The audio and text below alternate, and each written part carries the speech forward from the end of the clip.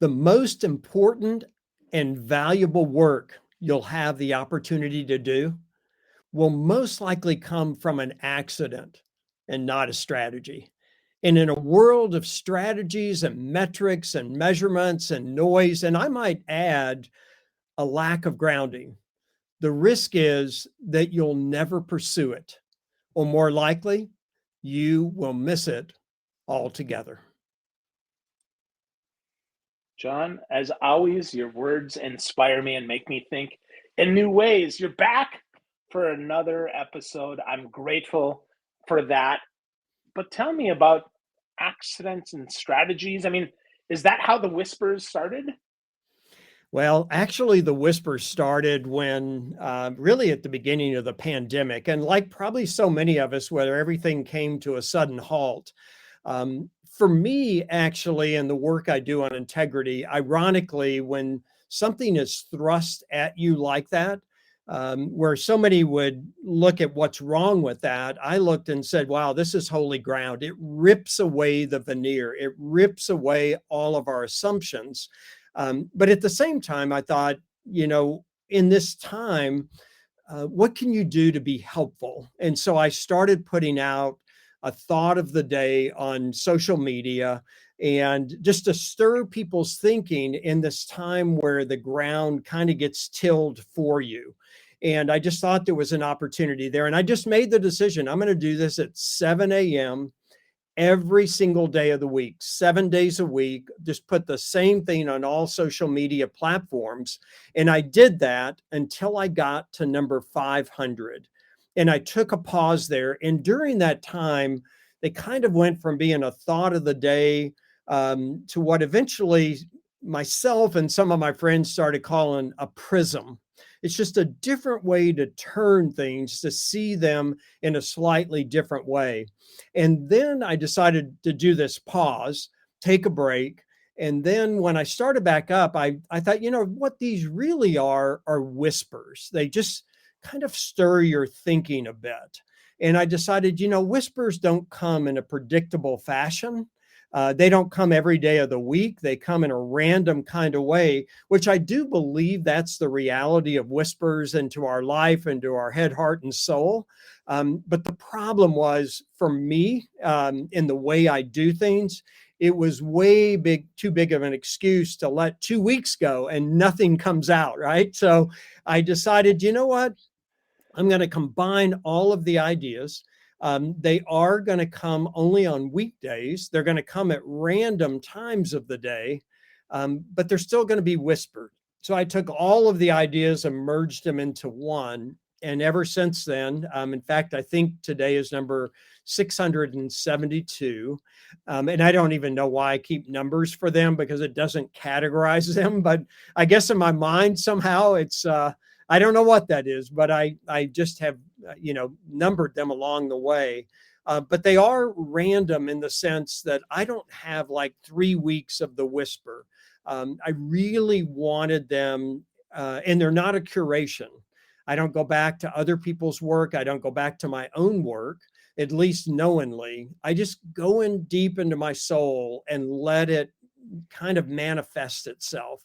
And so on my phone, I do have a folder. When something comes to me, I will put that in my phone. Sometimes I'll get 3 or 4 whispers in a day, and then sometimes I'll go 3 or 4 days and there's nothing. And what I've loved about it, Phil, is I really wanted them to be thoughts that allowed people to be vulnerable. And if I wanted them to be vulnerable, I needed to be vulnerable myself. And so there are times when the whispers go out, I don't actually totally know what that whisper means. And every now and then I'll get a text or I'll get an email and say, what does that mean? And I always just respond, well, what did it mean to you? Which is kind of my code for, I don't totally know what it means, which gives enough space for the meaning to come to the one who's received it. So this is an unintended work that I do. But I find that it's taken me deeper into my own work on integrity to see things in ways that I think we don't typically see them. And that, to me, is what a whisper does for us along the way.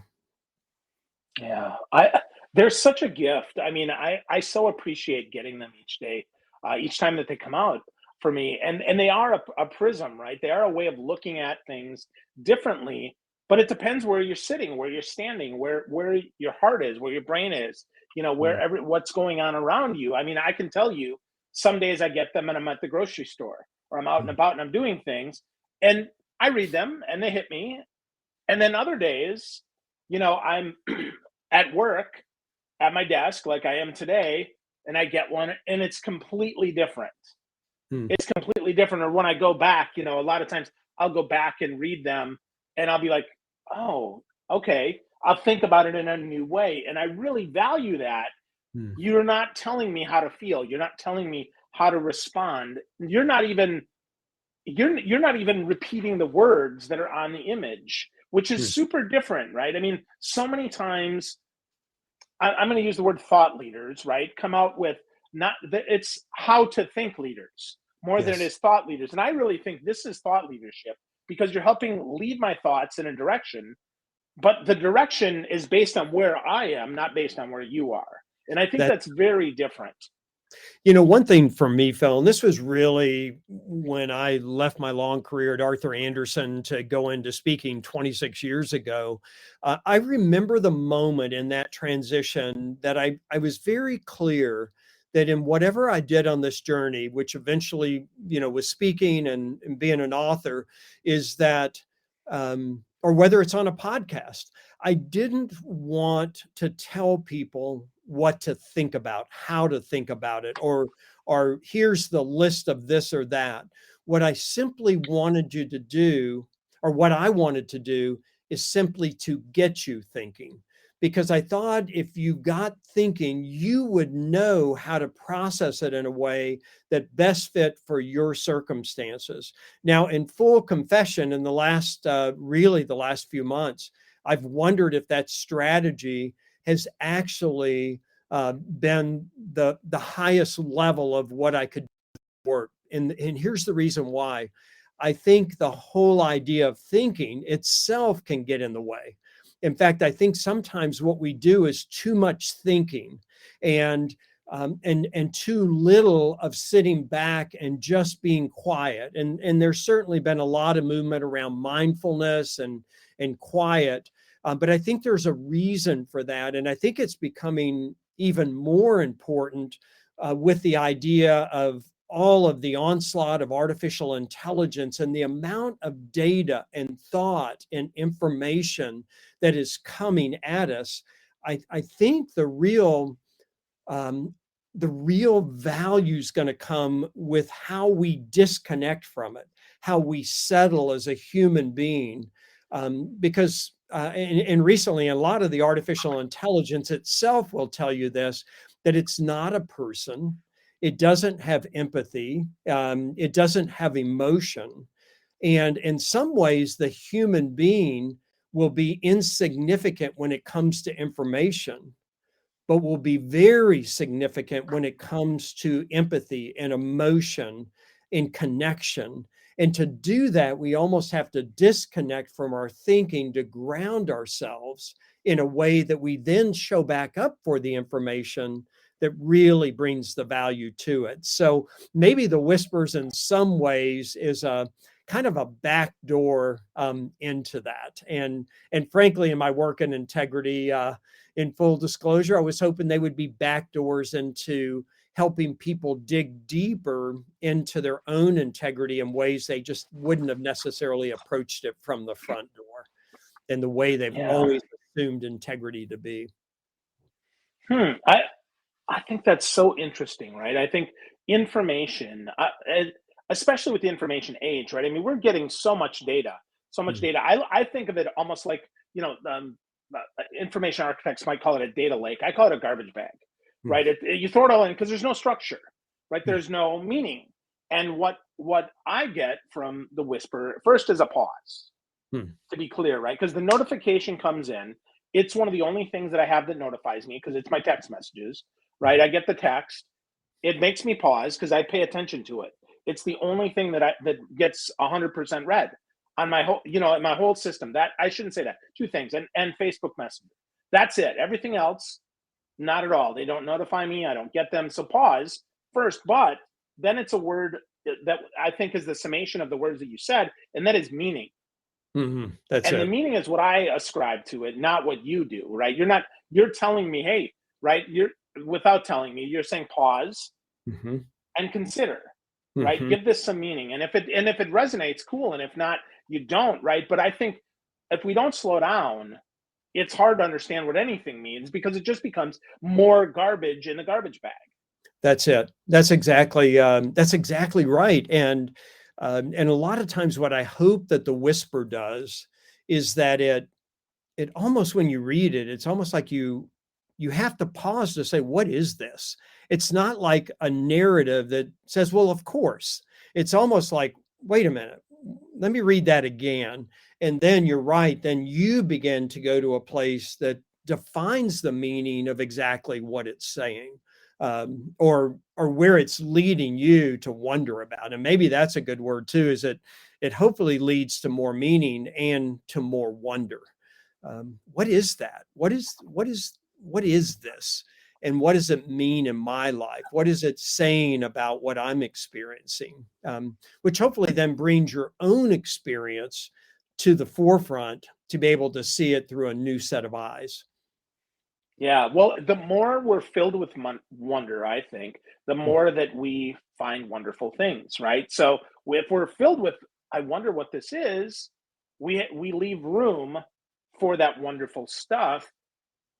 But contrast that with something that one that you sent few days ago. You said being in a place of emptiness can often be the most fulfilling place you can find yourself. Well, is that opposite of being full of wonder? Or talk to me about that one, John, because that one kind of struck me, and I'm not quite sure.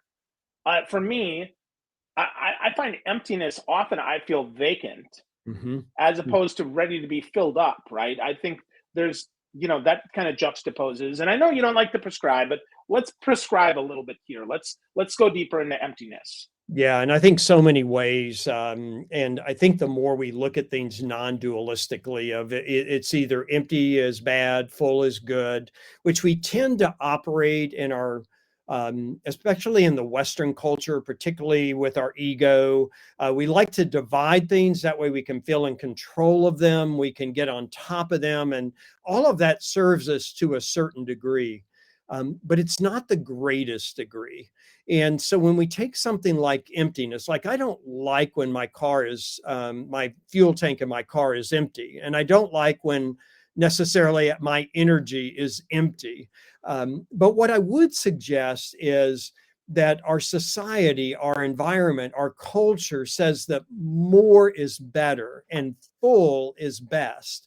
Where what I think when we think about something like emptiness, it's the paradox of it. It's the vacancy that lends itself to the potential. And when we're at a place where we empty ourselves, then we leave room for something new. And there's been so much written on the topic of letting go. Goodness, there's been a lot on the topic of cleaning out, right? That's all vacating. Often in meditation, they will talk about going to a place of, in so many ways, of emptiness, but of no thinking, to abandon the need to grab onto a thought. You can't stop thoughts from coming. That's the wonder of the brain and the wonder of the mind. It's designed for thinking. But what we can do is we can let the thoughts pass like clouds in the sky. We don't jump on the cloud, we just let it keep going. And so in many ways, our ability to abandon all the noise allows the room to manifest for new thoughts or deeper thoughts or more profound thinking, that is what leads us, I think, to see things in completely new ways. And in so many ways, maybe to a place that we don't feel like we have to pretend like we know everything. It's in fact, I would suggest the more I know, the more I understand the wonder of how much I don't know, which gives all kinds of possibility and desire and wonder along the way. So I don't know if any of that makes sense, but I do think it's the Hmm. paradox and the contra to a lot of the ways that we typically think. So when we're brainstorming, for instance, we're not brainstorming built on everything that we've always known. We're actually creating space to think about the things we've never thought about or think about things we have known in a way that we've never seen it before. Yeah. Wow. Well, that reminds me of a Don Henley song, right? The more I know, the less I understand, right? So Yeah. I totally, that totally resonates with me, and that brings up to the most recent one that I got from you, and this one's about flow, which I really this was a big one, right? Integrity is less about where you stand and more about how you flow. So Mm. talk to me about that one, because flow is not, I would say flow is almost like fluid, right? It's in a non-steady state unless it's in a container. If that Mhm. container is us, then we can flow with it. There's still some constraint, but not as much constraint as there is if it's in a river, right? Yes, right, exactly. And so think about this for a minute. And I think part of what drives me on some of the whispers, not knowingly, but I see it when I post it, and then I'm doing my own observation of the whisper. One thing that I think when it comes to integrity, that I've seen after 15 years of really trying to go deeper and deeper into helping people reimagine integrity, is that I think we get locked in the way that we see it. And oftentimes, what happens is we fall back on almost a control, if we can control things. And so, certainly, speaking of songs, there's the great country western song that if you don't stand for something, you will fall for anything, right? And I get that, and it has certainly merits to it, but it also has a dark side to it as well. And that I absolutely know where I stand, and in so many ways, it's just the way that I understand in this moment. Let's contrast that with the opposite that says how dangerous it is just to go with the flow, right? And I talk about with integrity, I very specifically say one of the dilemmas is we don't go running away from our values, we go drifting away.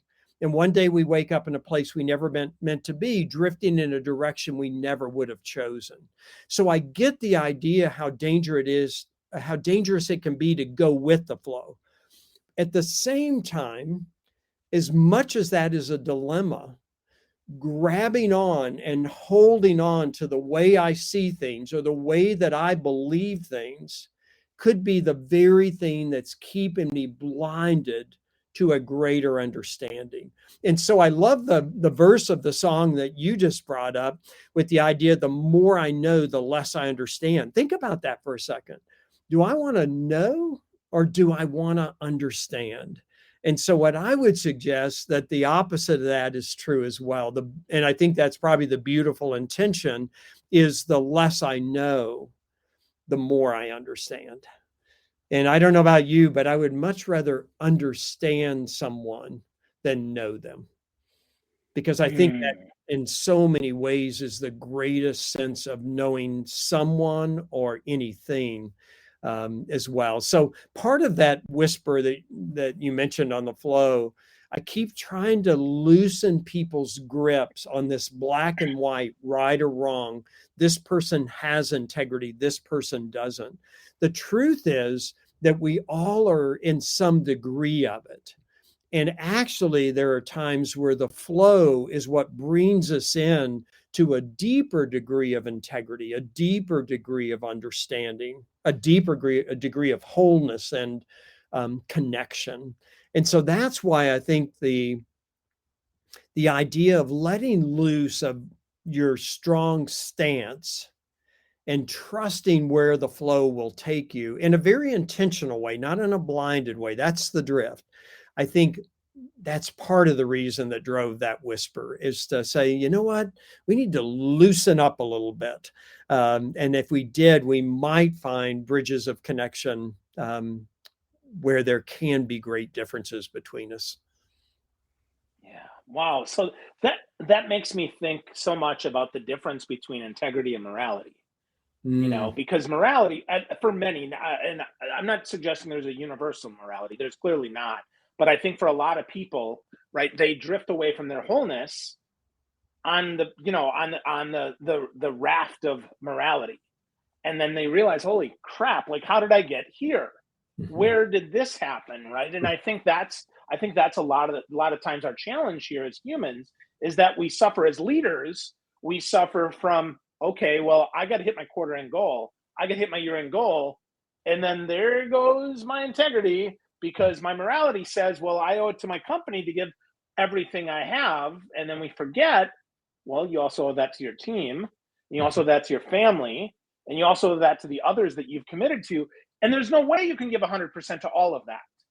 You Right. only have 100% to give, right? You only have what whole is whole. It is Mm. all, right? All meaning all. We read that, you can read that anywhere, right? When that is all. There's no sum there. Like integrity is one, Is right? one. Much like a right. So I think that made me think of, I don't know, maybe that's just a ramble, but that's what hit me with that, John.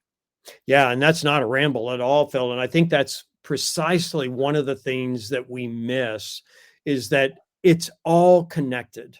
It's everything. I love when Richard Rohr talks about everything belongs. And so you can't segment integrity. You can't segment wholeness. It's impossible to do.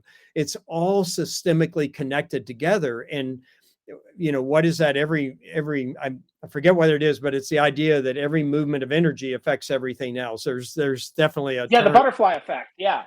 Yeah, right. Exactly. That's it. That's exactly right. So if we lose sight of that and say, well, I can accomplish this and meet my goal, not thinking it's going to have an impact on everything else, that's where we get very short-sighted. And therein lies the great problem. And that's true in relationships. It's true in anything that we're trying to accomplish. It's true in spirituality. It's true in politics. It's true in corporations, that it's all systemically connected. It's all part of the greater whole. And when we try to segment it, and frankly, that goes to our very individualistic approach in our culture, is that when we try to do that, we try to silo it. It by definition lacks integrity, that it's impossible. And by definition, it's disintegrated. And so therefore it is not in a degree, it's not in a high degree of integrity. So I think you're exactly right about that. That's interesting. Yeah. It's so fun how hearing words in different contexts means so much different. At least for me anyway. Like the disintegrated makes, like, just the way you said it there struck me as so, like, obviously it's the opposite of integrated. And integrated is whole because disintegrated is parts, right? Right. Like the Death Star disintegrated, meaning the opposite of it being whole. And it's so interesting because often I'll speak for me, right? I know a lot of big words, Mhm. or maybe not big words. Mrs. Game would say 50-cent words or 25-cent words when I was in high school English, but they hit me differently now. I guess maybe because I'm listening, right? Maybe I'm hearing things with new ears and seeing with new eyes many times because I have made some space. I mean, this is, this conversation is space for me. Certainly, if there's someone else that joins us that has a comment, I love having them and sharing that with them. But for me, this is conversation that other people just get to be part of and kind of overhear. So that's just interesting to me, John. How Well, that all works out. Well, one thing that strikes me too, Phil, is that, one of the things that I love on your Facebook post is, well, one, your awareness and example of gratitude, but particularly just simply awareness itself. And so it doesn't surprise me that words that had meaning before have greater meaning now. And so I think this whole idea of awareness and paying attention allows you to see things in absolutely new ways. And when I'm encouraging people to dig to their core to see what their values are, at first we need the words. I would also suggest then the greater awareness that you have, the less value the words themselves mean. And what I mean by that is that the deeper you go, the less language, or language has such a way of containing ideas that they're not big enough. They're, even if they're $40 words, they're not big enough to really hold what you now understand. But that's an ever expanding awareness, and your example of that in the everyday nature of what you see and what you express. And you're drawing people to gratitude, I think is a perfect example of a deeper level of understanding. And so it doesn't surprise me, words that would have meant something one way before, you look again and they mean something even richer to you now. Yeah, it's amazing. And to that, right? Listening is such an active state. When I was, like reading as well. Like I think about this year, my goal is to read less, not more. Mm, Last year, I probably read 70 or 80 books. And I'll tell you, I bet I implemented zero ideas. mm, This year, I'm going to purposely read less and do more and mm. be like, and really be deeper on that. I mean, that's one of my themes for the year. And it's interesting that, again, right, the more I consume, the less I do. Well, my goal is to do. I want to make a difference. I want to be the difference. I Mm. want to make a difference. I don't just want to know about the difference, Yeah. and I think those are kind of some states. I mean, because we need the awareness, absolutely, right? We need to know that we need to slow down. Mm. Okay, then we need to slow down a little bit. And then we need to be a person who slows down so Mhm. that it becomes nearly automatic. Is that making any sense at all, It John? makes Yeah, it makes total sense. In fact, in so many ways, you just described a practice of emptiness, to make space for what really does matter, and that can make space physically. It also can make space mentally to be able to lean in. I mean, it sounds so cliche because it was a cliche, but it's the idea that less is more. That's so true when we really are trying to go to a deeper place. And so I think that's exactly right. Now, it also is true that you've built a significant foundation of reading and knowledge and information to be able to let it go, to be able to move from that, and in so many ways build on that. But it probably needs the space of emptiness to be able to, move that forward. Yeah. Yeah. Well, and to really flourish instead of just continuing to dig, dig, dig, dig, dig, plant, plant, plant, plant, plant. I mean, you have to reap. You can't, or you have to sow. You can't just reap. That's it. So, or the other way, right? So, yeah. So with that, we could lots of stuff here about this, but I want to talk specifically. I know, John, that you talk to a lot of leaders and a lot of folks who give them, that have the title of leader. Where do they struggle with listening to the whispers? Where do they struggle with that, and how do they overcome that? Well, I think the biggest struggle is, and one thing I have found, and I think it's a conditioning because I believe we're wired for whisper. We literally are wired for that. If you watch children before they get too busy, we're wired by design for the whisper, but our conditioning is more, faster. Um, and so one of the things I find is that over time, it's not only that a leader can't do silence, it's even worse than that. They're terrified of it. It's shameful. It's unproductive. And so you can't hear whispers when you're going 1,000 miles an hour. And those that find the courage and vulnerability to do that, they're criticized. People wonder about them. And I know in my leader version of the book, Return on Integrity, one of the things I suggested is that if I was on a public board of directors or a public company board of directors, I would require the CEO to go away for an entire week. No board minutes, no strategy, zero. They literally had to go and simply be in quiet for a week. And I believe that that week would get redeemed over and over and over again. So a lot of times for leaders, it's the pressure around them. For many leaders, though, in conditioning, it's the pressure within them. In other words, this isn't productive and they don't have a practice of it. And therefore, there's no way for them to hear the whisper. Or when they hear a whisper, they try to control it. They try to immediately figure it out. I see this all the time when people are first trying to dig for their core values. They want to name behaviors, needs, and wants. They're grabbing for the answer, for the outcome, so I can get on with it, so I can see the results of it. And so I think that's probably the greatest challenge is integrity in our core has no rush to get anywhere. And leaders often and I totally get this, they have every reason to rush to get to any metric, any measurement. What is the next thing?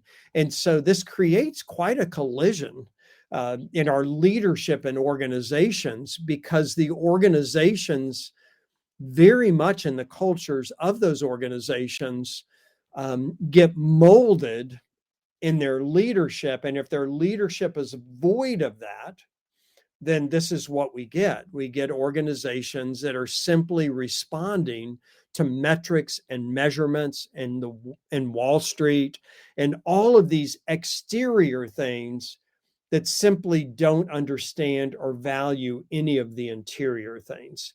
And this creates quite a dilemma.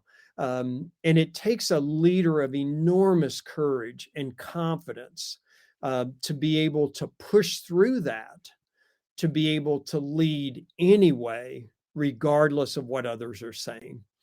It's quite a challenge that we have in our culture, where we're trying to, for all the right reasons, to perform better, to create more. But oftentimes that is a road to complete destruction. Maybe not overnight, but certainly over time. And that's destruction of organizations, but it's also destruction of the individuals that participate in that along the way. So many during the pandemic started naming people quitting their jobs as the Great Resignation. And I actually wrote one of my newsletters called The Porch that comes out the first Thursday of every month. And oftentimes, especially in the consulting world, because that's the world I grew up in, I find that there's a term that all of a sudden it just catches fire. And all of a sudden, all these consultants are using it like it's the greatest new thing. And it is the 50-cent word, right? And this Great Resignation was one of those. And when I see that, I think there's a part of my darker side that wants to go head on and have a collision with it to kind of undermine it. And I said, I don't think this is the Great Resignation at all. I think it's the Great Reevaluation, because for the first time in almost everybody's life on this planet, they actually were forced long enough to unplug, to actually start seeing the life that they were living. And so I think people started seeing through more honest eyes. And I think I get the resignation and the practical matters within business. I totally get that. But I think we also have to say what actually is happening here. And if we understand what actually is happening there, then we can address it as an organization in a way that creates an opportunity with it, rather than seeing it simply as a problem. And so going back to your question on leaders, I think that's the issue that they deal with all the time is that they get so pulled to the surface that they can no longer see correctly anymore. And that takes a great grounding to be able, regardless to how fast things are moving around you. You're in Florida and you get hurricanes, right? No matter how high the winds, in the middle of the storm, in the eye of the hurricane, is always peaceful. It's always calm. And so I think we're in slow motion compared to where we're headed. And AI is our best indicator of that. It's going to go faster and faster. That's okay. We're already going faster than we can possibly process right now. What we need to do is focus on how do we ground greater as the speed gets faster, where the speed actually becomes irrelevant. And the grounding is what brings us to a place of value that allows us to see through the opaque nature of the speed in which we're in. And that's a great leader challenge, I think, for any leader, whether it's the leader in a community or in an organization or in a church or in a family. It's in all of those places that you so correctly named earlier. They're all connected. It's all one. And when we do it well in one place, it helps us to learn how to do it well in another. Wow. Wow, that's so, so good. So I'm going to ask you one last question here as we wrap up here. I also want to encourage folks to get to know John Blumberg more at blumbergroi.com. Sign up for the porch, get a copy of that so that you can get to know him more. But John, how do we get started on this crazy journey? I mean, there's so much there. How do we get started whispering? Do we have to take a week away? I mean, can we journal? I mean, give us a couple practical steps so that we can get started. Well, I think one thing, they can go to your Facebook page and pay attention to what you say every day and what you notice. It's such a practical example of profound awareness. So that's one thing. And that's a practice that I've developed since the joy of getting to know you, Phil. I think the other is to take small moments of silence. And the great mystics would say that the brain is wired to have 20-minute segments of silence a day. Don't try that or it will overwhelm you. But what if it's 20 seconds of silence twice a day that goes to 30, that goes to a minute? To me, when I encourage people to start digging for core values, I believe it's the practice of the silence that actually gets them moving past the roadblocks that they typically run into. I know in my program, Circle of Integrity, and anybody can sign up for those, that it takes maybe in some ways, and this sounds almost contradictory, but a structured form of pausing in a way that pulls you into the pause longer than you're capable of yourself and pulls you into a way of seeing things maybe in a way that you haven't seen them before. I love Anthony DeMello, who was a Jesuit down in India, and he says, one of the greatest things we need to know is how to unlearn. And the question is, how much truth can you take without running away? And so sometimes I think the place to start is in some kind of form of structured pause that says, I'm going to have to take a time out here. And, but in a very practical, as soon as you stop watching this, just take 20 seconds of silence and close your eyes and take a few good deep breaths and maybe make that a practice 2 or 3 times a day to say, I'm stopping here, I'm pausing here. And I believe what begins to happen is what will manifest itself is literally in what you demonstrate and what you post so often is what you see in the simplest things, the most profound experience. And so I think there's different ways for people based on what you even started with. It depends on where they are, but to always trust wherever you are, there's 1,000 miles to tumble deeper. And I know for myself and my own work on integrity, the more that I dig deeper, the more I see that there's no end to the free fall of knowing more and more. And I think the same would be true, but you have to start somewhere. You have to take the plunge, I guess, to begin the process. I don't know if that answers your question, Phil, but Absolutely. It does. Of course it does. Beautifully. So I'm going to share one more of your whisper here, John, because this one hits me hard. And this is the one that I want to leave everyone with. The time that matters to integrity is the now. It's always ready to sit for a quiet connection. So, friends, if you're hearing that, if you're listening, certainly get to know John more at blumbergroi.com. That's BLUMBERGROI.com. And do what he suggests.